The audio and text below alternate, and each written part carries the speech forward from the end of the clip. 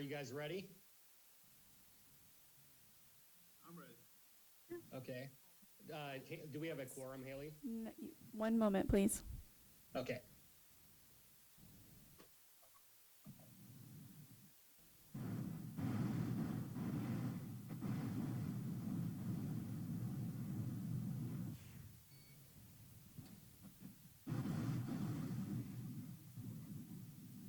You do have a quorum.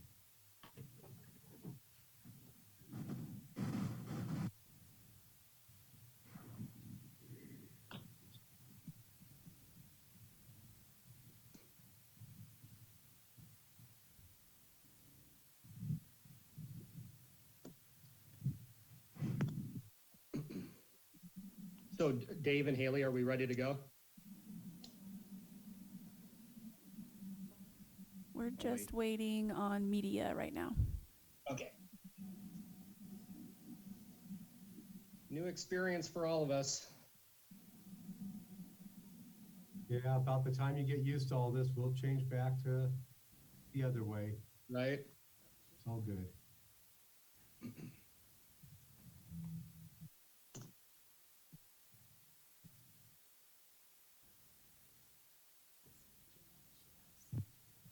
Gina, can you hear us?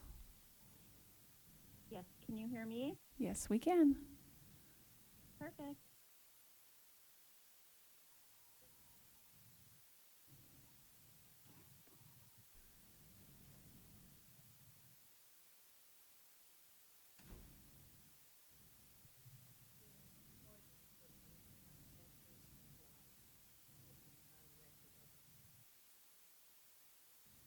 All right.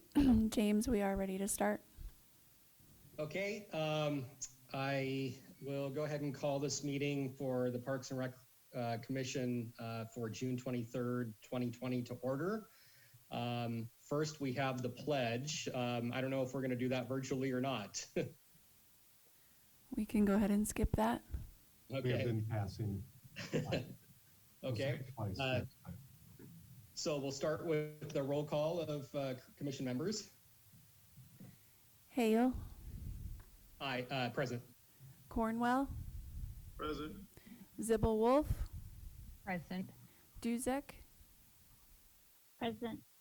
Noise, Present. and Fink. Okay, so, and I think Scott's signing on pretty soon, so hopefully we'll have all six. Next on the agenda is the ceremonies, announcements, appointments, and presentations. Earlier this month, we had a meeting at the depot, and we got to meet two of the new commission members, but I wanted to formally introduce them and welcome them on board. So we have Kristen Noyes and Scott Fink are our newest commissioners. And we do have one more opening for those of you watching at home. If you're interested, please contact the city clerk's office to submit an application, and we'd love to have someone else join and help out. Next are amendments to the agenda. I don't believe there are any. There are none. And then any declaration of conflict from anyone? No? Okay, so on the consent calendar, we have the approval of minutes from our workshop on June 3rd. If anyone would like to make a motion. I'll make a motion to accept the meetings as presented from our June 3rd workshop. I'll second. All right. Cornwell, Aye. Zibble Wolf, Aye. Hale, Aye. Noyes, Aye. Duzek, Aye. and Fink.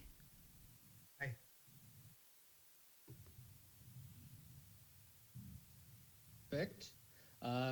Looks like, I don't know if we have any citizen issues that anyone submitted any written comments by earlier today, 4 p.m. I have received none. Brian and Perfect. Tracy, have you received any? No, Looks like no. Okay.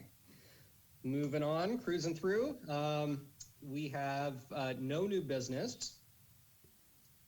So it looks like next on the agenda is the administrative and staff reports, talking about the upcoming Post Falls Festival next month. We actually have old business for Green Play. Oh, I apologize. I'm on my phone because my internet's out at home and I'm switching screens, so I apologize. Old business. Commission, Brian Myers, Parks Manager, here tonight with Art Thatcher, our consultant principal with Green Play, who's been leading the project for the consultant team to lead us to our updated Park and Rec master plan. As you know from our workshop on the 3rd, and the document that was shared with you later that week, the full park master plan has been drafted, and that is out there for comment. And Art is kind of going to go through the high points of that for the presentation this evening. And then we're looking to have those reviewed comments back by the end of the week. Hopefully by Friday by noon is what we're aiming for from both our steering committee that's overseeing that process as well as the commission. So we can get those distilled into a final draft that we'll plan to bring back to the commission July 28th. And then pending your review and direction on that, move that on to City Council for the second meeting in August 18th. So with that, I'll turn the video over to Art Thatcher and his presentation. Great. Thank you, Brian. Good evening. I hope everybody's doing well. I'm joining you from Virginia, and so things are going well here. And so as Brian said, I'm going to share my screen with you and go through a brief PowerPoint presentation that I prepared, kind of touching on the highlights of how we got to where we are now.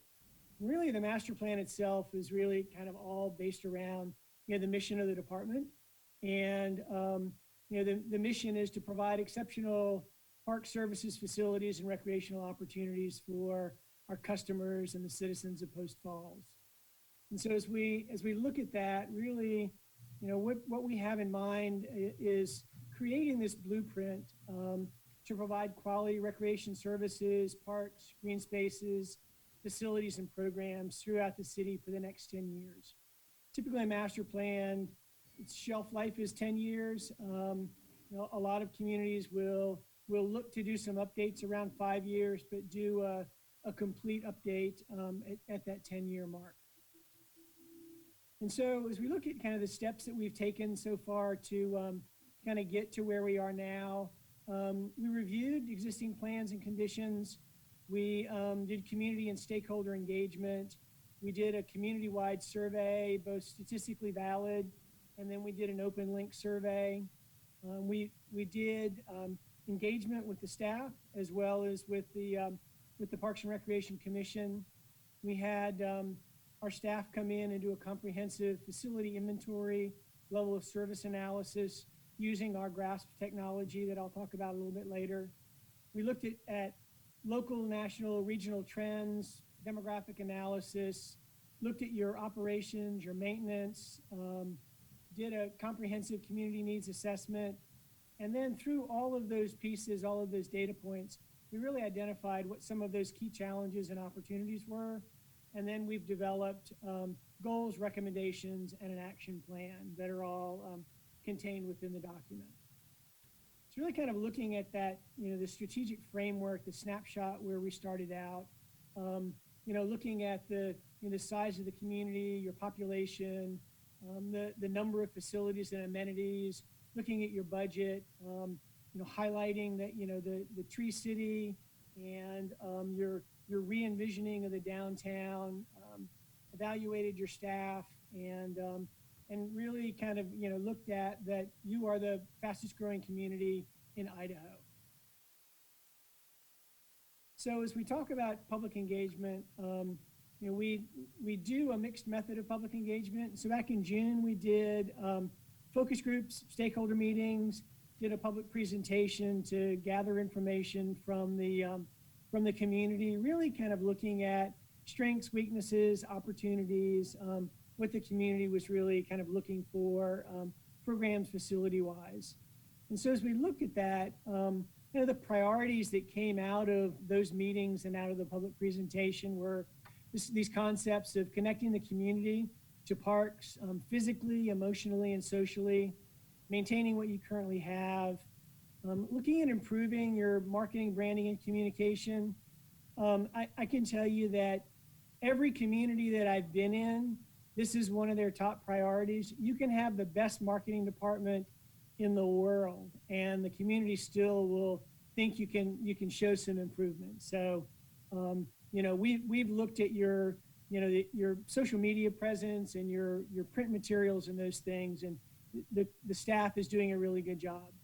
Again, managing resources, expanding your river access, focusing on the downtown, keeping up with growth, as we identified earlier, making sure that you find that balance between your natural areas and your developed amenities, looking to continue to acquire land and preserve your open space, to be proactive in those, growing your programs. We heard a lot about special events, adventure programs, your camping, providing new amenities, dog parks, splash pads, pickleball, destination playgrounds, improving the connection to the Centennial Trail.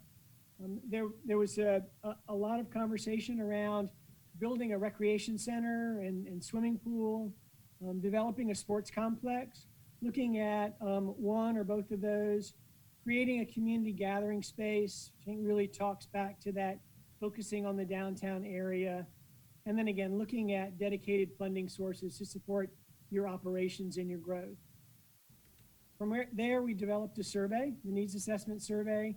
We mailed out 4,500 surveys so that we could do a random mailing so that it could be a statistically valid survey. We got 566 back, which is greater than the anticipated 10% return, giving us that 4% margin of error. And then we got an additional 185 open links, which anybody in the community or visitors that may be working in the community could fill out. So as we looked at some of those questions, one of the things we asked about was, kind of the purpose of the Parks and Recreation Department to the household. What was that? And so those top responses were, providing clean, well-maintained park facilities, which is one of the things we heard from the focus groups, promoting healthy, active lifestyles, and connecting people to nature were really those top three. Scale of 1 to 5, 5 being very important, 4 being important. Those all rated in the important to very important range. We also asked about importance of facilities. Again, in that 1 to 5, 5 being very important, 1 being not at all important. And those top responses were your community and neighborhood parks, your trails and your pathways, your open space and your nature areas, and then your water access facilities. Again, and then the Post Falls Community Forest, all receiving in that 4 and greater response. And I apologize if I keep turning to the side. I'm not ignoring you. I've got 2 screens up, so I'm looking at the other screen so I can go through the presentation. So we also asked about program importance to the family, and really as we kind of looked at that, those most important were your special events, your sports programs, your youth programs, and aquatics programs. All in that 3 to 3.5 range. Again, in that same scale of 1 to 5, 5 being very important. So we asked about top priorities of activities and opportunities within the community. And so an aquatic facility was really the kind of the top priority at 25% of the respondents. Increased river access, local trail connectivity, additional open space and natural areas, and then that regional trail connection. all the same things that we kind of reinforced from what we heard from the focus groups and the stakeholders. And so, as I mentioned, 2 of our staff members went out and had the opportunity to go and really walk all of your parks, walk your trails, look at your amenities, and provide an inventory as well as a level of service analysis. And so you can see they covered each one of your parks and your trails, looking at each one of those, mapping all of those. And as we kind of looked at those, kind of the general thoughts that we got out of those were, you have some great additions and upgrades to your system since the last master plan. You do a great job of celebrating the water and the opportunities to kind of increase those views to the water. You do have limited indoor recreation opportunities. Regional resources and partnerships are very important. Schools play an important role in access for the community. Most of your parks are well maintained. Some need some updates. It's a little bit of deferred maintenance that we noticed. Branding, again, going back to that communication, branding, marketing. There's inconsistency in your signage. Some of your comfort stations could stand to be more standardized across the system. Again, inconsistent restrooms across the system. One, you can tell just as they were developed at different stages. And in the long run, that will begin to cost you as you begin to have to replace fixtures and those things. So looking at some standardization really is important as you begin to upgrade those. Some of your playground structures needed to be updated. Your court surfaces were aging and needed to be updated. And then there were opportunities to increase ADA access throughout the system. So we created a map book, an atlas with an aerial and boundary of all of your park systems. We noted we inventoried all of the amenities within those systems. And we also graded them on a scale of 1 to 3. 3 being that the amenity is functioning above what it was designed to function. So it may be a brand new piece of playground equipment that you put in, a brand new picnic shelter. 2 is that it's functioning the way that it was designed to function. So it may need a little bit of maintenance, some TLC. And then a 1 is that it's functioning below what it was designed to function. And so it may need to be repaired or replaced. And so we were able to pull those 1s off. And as we say, kind of create those as low-hanging fruit for the department to address first. In addition to that, we began to look at your level of service and really look at accessibility to recreation components. And so one of the things that we look at is this walkable access. Where there's access within a half a mile of a citizen and of a residence. And so you can see kind of in the heat map, the more orange there is, the more access there is to facilities. You can see that and so that the lighter color is less access to facilities. There may be 1 where others may have, 4 or 5 recreation components that they have access to within that half-mile radius. And this is more detailed in the report itself. Excuse me.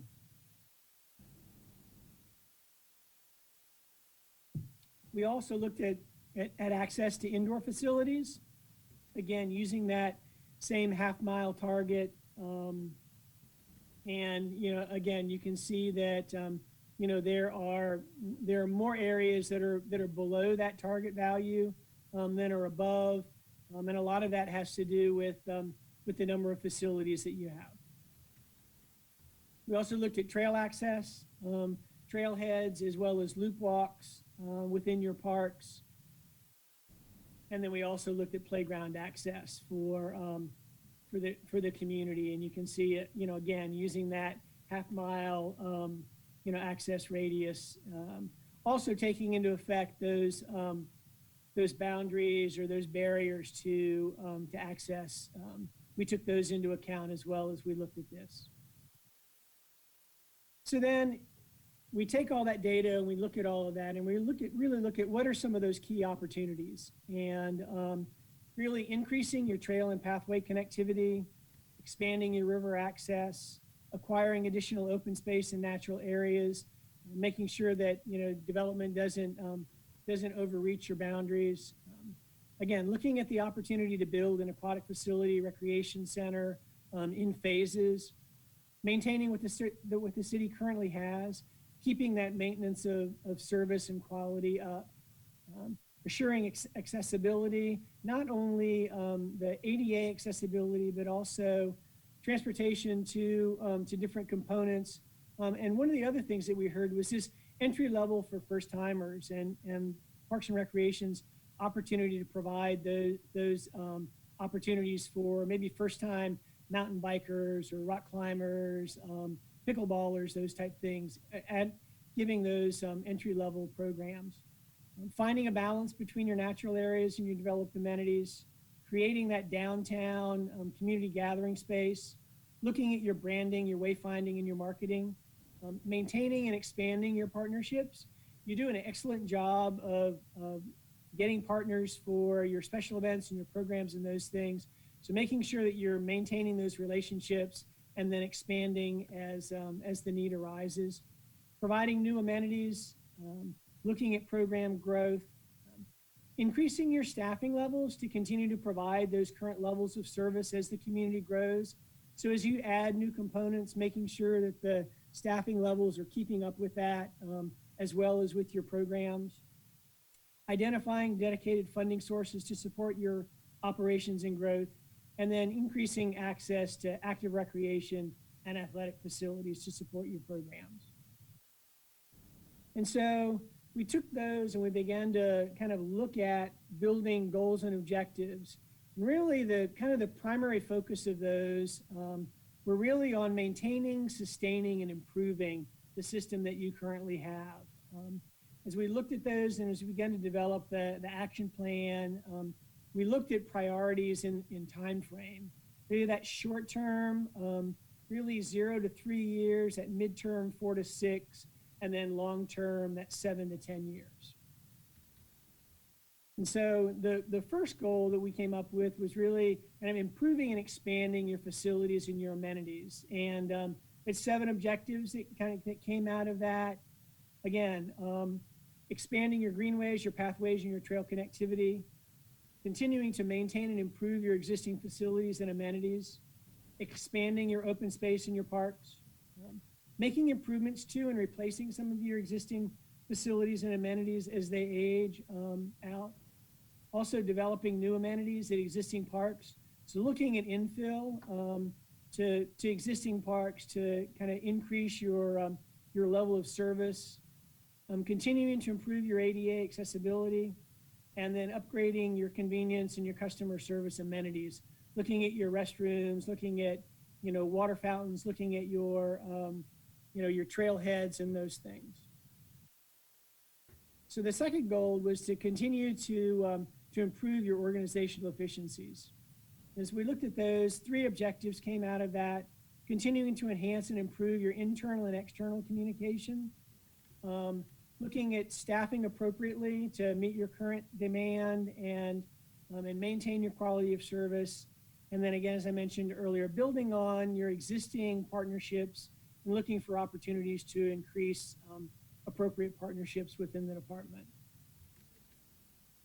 So the third goal that we developed was to continue to improve programs and service delivery. And so those 3 objectives really were exploring opportunities to increase the number of community events based on demand and trends. We heard a lot about community events. One of the things that we see nationally, one of the national trends, is really this shift from your traditional parks and recreation programs being 1 or 2 days a week, for 4 or 6 or 8 weeks, to really these drop-in kind of event type programs. Not necessarily as big as Post Falls Days and some of those, but your food truck rodeos and movies in the park, those type things where people can come in and out of them more frequently. Your yoga in the park, some of those opportunities. Also developing additional recreational opportunities as you look at expanding, working with other service providers to develop programs and services, knowing that you can't be everything to everybody. So looking at, again, those partnerships or those opportunities to work with local providers to meet that demand. One is that opportunity for aquatic facilities and maybe looking at partnering there. And then the last goal was to increase your financial opportunities. So kind of reviewing your fees and restructuring those to meet your current and future funding realities. So making sure that you're continuously reviewing, exploring additional funding opportunities, exploring opportunities to increase your sponsorships, not only looking at partnerships, but also sponsorships, and then exploring, developing, and implementing a resource allocation and cost recovery philosophy and pricing policy and practice. I know you have something now, and just continuing to refine that, making sure that you're capturing all of your direct and indirect costs, and looking at what those opportunities are and where the benefits are to the community versus where the benefits are to the individual. And so it's really kind of what we have with the master plan. Worked very closely with staff and the steering committee, and I'm open to any questions that you all may have.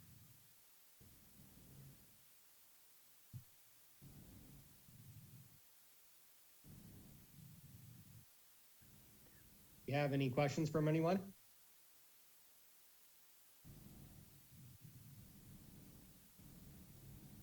I've done my job.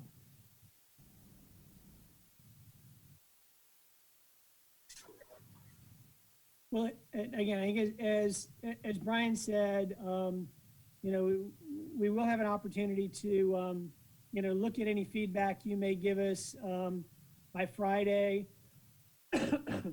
We've gotten a little bit more feedback from staff, so we'll incorporate those into the draft that will come back to you that staff will present to you at your next meeting, and then we will prepare to make a presentation to the city council.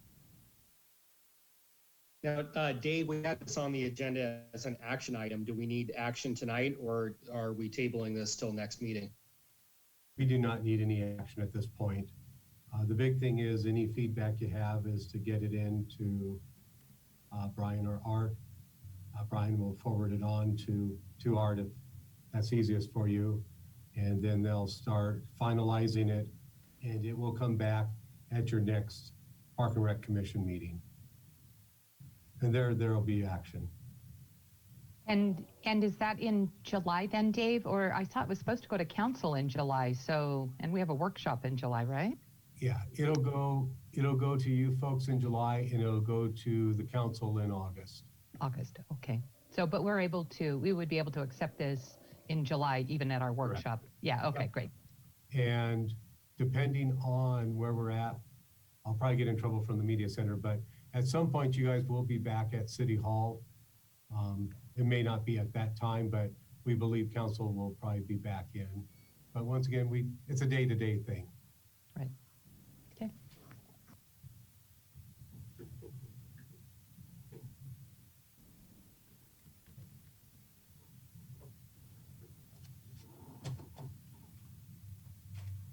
So I know it's new for Krista and Scott. Do you guys have any questions? I know it's a lot to take in. I don't have any questions. Okay, well, thank you, Art, for your time. And we will make sure that we all, we haven't already, read through the draft and submit any suggestions to Brian and Dave. And, we appreciate your efforts. Well, I thank you all very much. It's been a pleasure working with the staff and with the community. I hope to make at least one more visit to Post Falls before the project's over.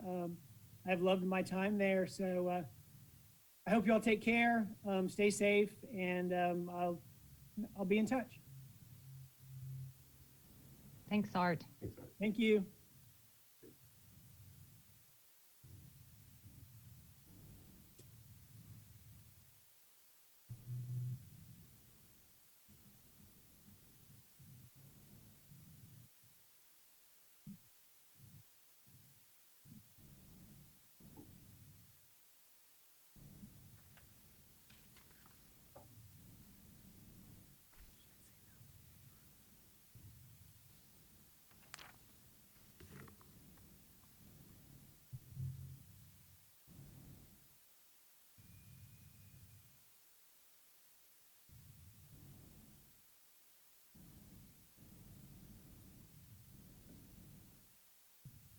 I'm sorry, I might have been on mute. I was going through the agenda items. I think next on the agenda, we had no citizen issues or new business. So we'll go through the Post Falls Festival with staff update. Hi guys, can everyone hear me? Am I good? Okay, good. So I'm gonna give you a quick recap on Post Falls Festival, which will be our first large scale event, which we are super excited about to get back to some sort of normalcy as a department, but we understand we had to come at it very carefully and cautiously to serve our community and our surrounding communities. So we made some changes to hopefully serve best. So our first big major change was normally the Post Falls Festival is a 3-day event. We have chosen to shorten it to a Friday and Saturday. So it'll be Friday, July 10th and Saturday, July 11th. The reason we chose to do that was just to, solely on just making sure we could keep up with the cleaning level that we need to maintain. And we just looked at it as 3 days and as much staff and personnel we'll need, it's feasible to keep it at a 2-day to keep it at our highest level we can. So that was our first big change. So no Sunday, but we're still gonna have, it'll look very similar in the fact that all the craft booths will be there. They'll just be differently, they'll be laid out differently. As if anyone's attended it in the past, you know, it was very linear with the lines going. We have decided to put it more in pods so we can organically kind of disperse the crowds a little bit better on that. So, but we'll still have the food. We're going to have the craft vendors. We've also decided that we're going to push back our pods from our food. Sorry, I'm a real hands-on talk person. We're going to push back our craft booths about 25 feet back from our food so that there's not that bunching up of people in lines. We're also going to kind of rope off areas for each food vendor so it shows where the lines are, and also try to do our distancing either with paint or some format. Brian's crew will come up with something, but we're going to separate them out that way. We are also asking that all, as you've probably seen in the past, that all the vendors do have their tents, but we're making sure that their sides are also down on it. So there'll only be 4 vendors in a pod, so they'll each have their sides up, just again to kind of keep it into their area. We've also, on top, we are going to have all our restrooms open. We'll have lots of extra porta potties. We're going to have hand washing stations. We also were fortunate enough to actually get in our hand sanitizers like on a stand. I know that's been kind of a tricky thing for a lot of organizations, but we got those in. We're also asking that our vendors try to provide some hand sanitizers.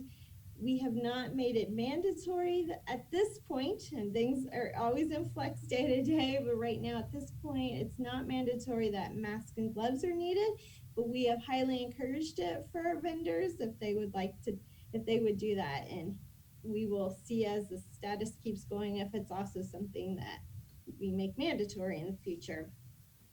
Picnic tables are normally kind of primarily in the area of the food, right in the food alley, as we call it. We're going to try to disperse those a little bit more out. We also are putting coverings over the picnic tables so they're much easier to clean and actually sterilize, and then they'll be changed as necessary. That hopefully it'll be a quick, easier thing for them on that. We will have signs all throughout the park that talk about the social distancing, talking about, where the hand washing stations are.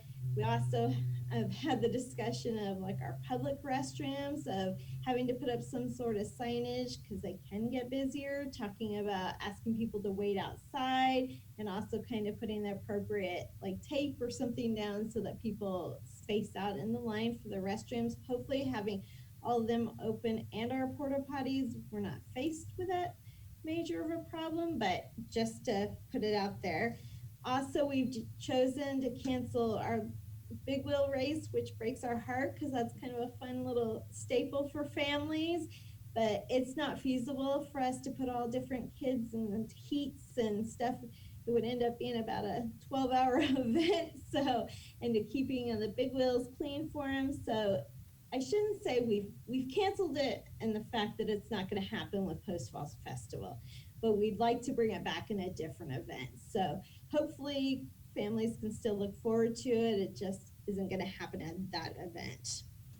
We will still be having our movie in the park that night, which I should also put a plug in that we're having a movie in the park this coming Friday at Tullamore. So that's also some more fun. Angry Birds will be coming up this Friday, so families are looking for something to do. But we will also on Friday, July 10th, have our movie in the park there. We feel as if it's safe to do. There's still plenty of area for families to spread out. We won't be providing any food and snack at the one at the festival. We will this Friday, but it's only packaged items. But I don't want to get off course onto that. But unfortunately, we won't be doing a shuttle bus. Again, that's kind of a cleaning thing and how we can maintain it. But we have talked to the Red Lion, and they're more than willing. We're going to use their field for overflow parking. So it's a little bit of a walk, but it's not too terribly bad. So we'll be using that. And then we'll also, as always, our parks crew does an amazing job with our parking and trying to keep people flowing down at Camille Park, but there won't be a shuttle bus. The parade has been canceled. That it wasn't our decision, but I mean, we fully support it. We understand how social distancing would be hard on that. So that part of the Post Falls Festival won't be happening. We're not going to be doing our hiking trails, hiking tours that we kind of did last year. We added in just because we need the manpower and the staff actually right in the park to help us with our different events. The kids area, the jumpy houses by Jumpin' to Fun will be happening. They have gave us a complete cleaning protocol of what they're doing, and it's a great one. I mean, it looks like a good one, and they're ready to go. And of course, we've also told them at any point that we feel as if it's not living up to the standard that we need, then we will ask that it be closed at that time. But they've sent us a really nice protocol that they're going to do.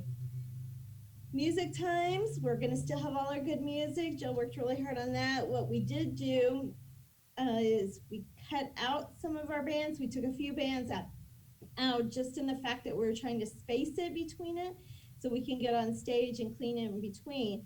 But in that case, we got a bonus program because we had already paid for our bands and stuff. So what we're going to do is we have 3 weeks in July. You'll see all this in our brochure, but we will be doing a concert series out on the plazas. So bands that we took out are actually going to be affording us to have another event for our community. We're hoping to have we're trying to separate out the beer garden, so it's just a popular spot. So we're hoping to have one in the gazebo and one in the picnic shelter, just to slow up the flow a little bit on that. We also will not be providing an ATM this year just because of the touchness, keeping up with that. But on the bright side, that's all the big changes and stuff. But on the bright side, I mean, we still have plenty of vendors coming in, which is great. We have our food booths going to be there. We're still doing our one-day craft fair. Also, on top of that, we always do a one-day thing for all homemade goods, which is in the Grand Pavilion. We're still doing that. It's just, if you've seen it, normally it's filled all the way around the edges and down the middle. We've taken out the middle section as of now, just so there's easier flow in there and for the social distancing. If we get enough people, we don't want to turn people away. we're gonna pop up tents on the outside to add some more of our one-day craft. But right now, and with fingers crossed, it's great weather and it all works out and everyone's healthy and we're at the stage to continue on with our event. So we're planning and we're ready and excited for it. Any questions? Tracy, I have a question. How many booths do we have now? I think Haley can answer that better, but I think we're on craft booths for the 3-day event. I think we were nearing like 50, and last year we had about 83, I believe. Okay. Our 1-day one, I think she's only shy about 4 of what she normally has.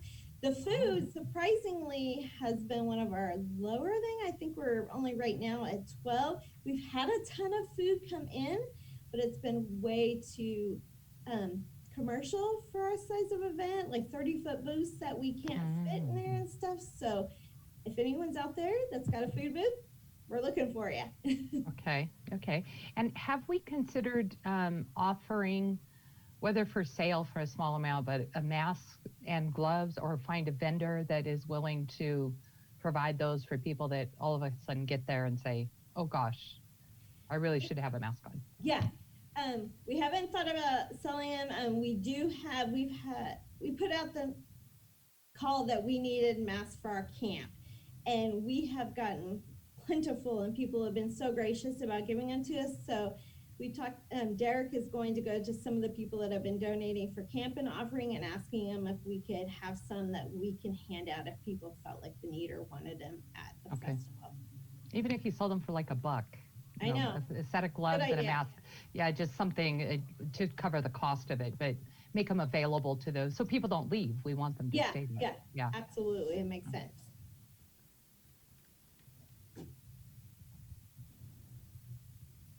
Anything else?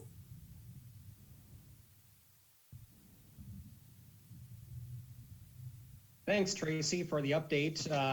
Hope to have a great turnout, and I'll be there, as I'm sure we'll see some other people there. And looking forward, I'm glad you guys are being proactive with the changes and adaptable. So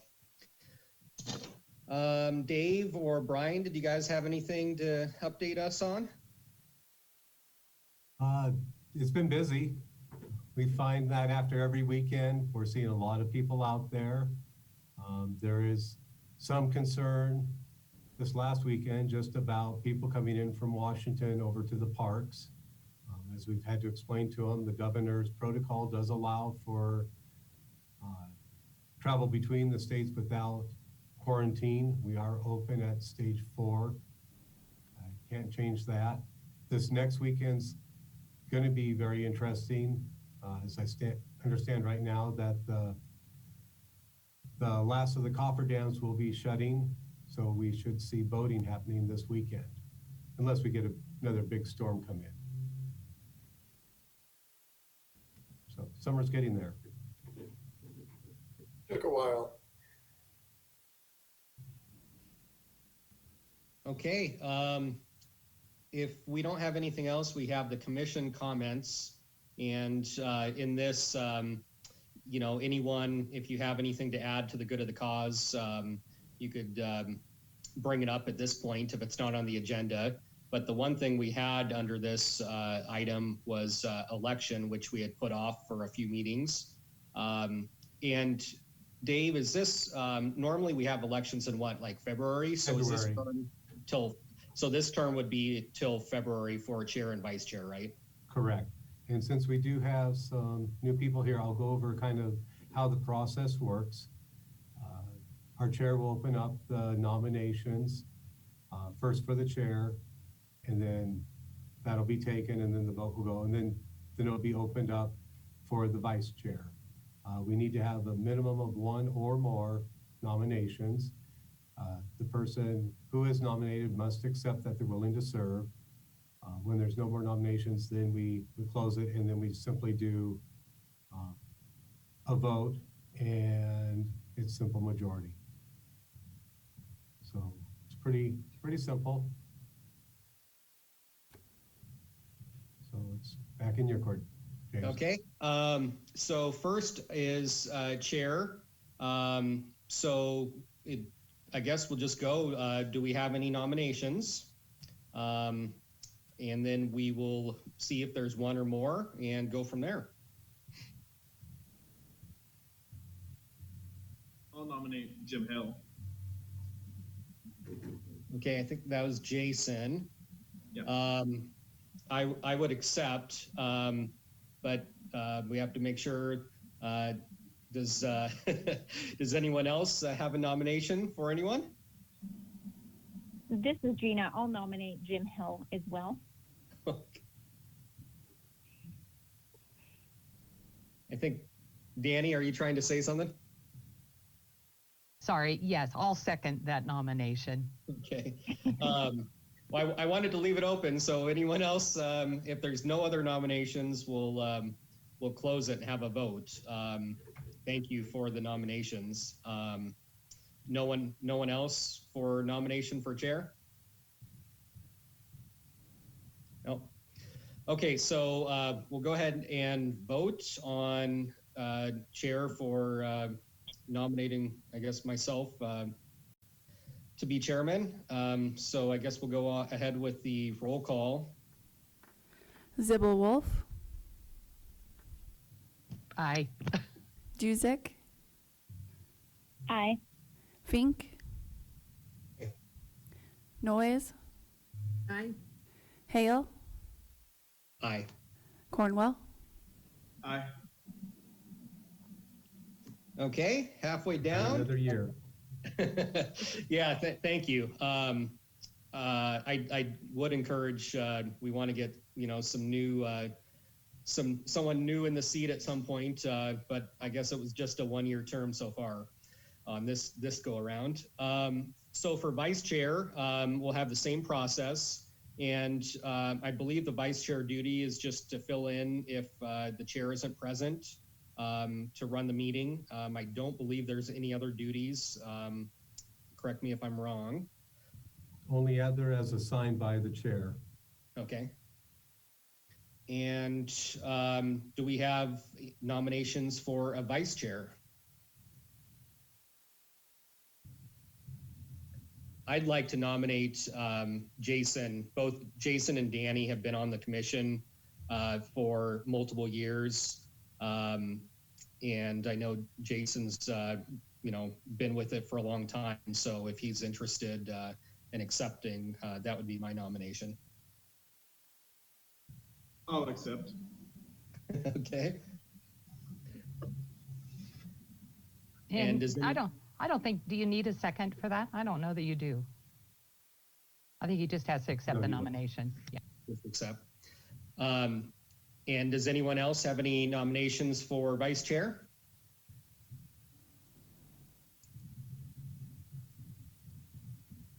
No? Okay. Hearing none, we'll go ahead and vote on nomination for Jason for vice chair. Cornwell, Aye. Hale, Aye. Noyes, Aye. Fink, Aye. Duzick, Aye. Zibble Wolf, Aye.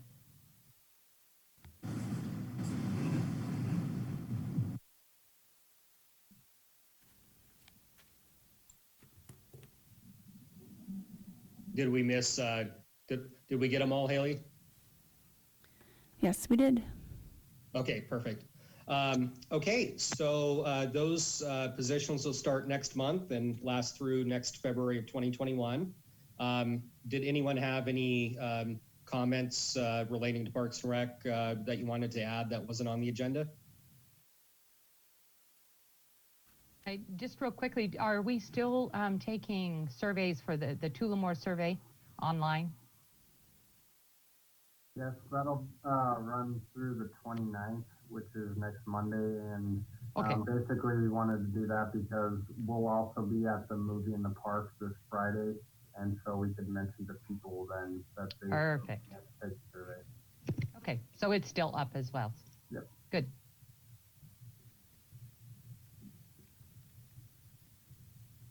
Okay, if we don't have anything else, that was a fairly quick meeting. Make sure you go and read the draft that was presented tonight, and we'll see everyone next month on the 28th. So I'll go ahead and adjourn the meeting.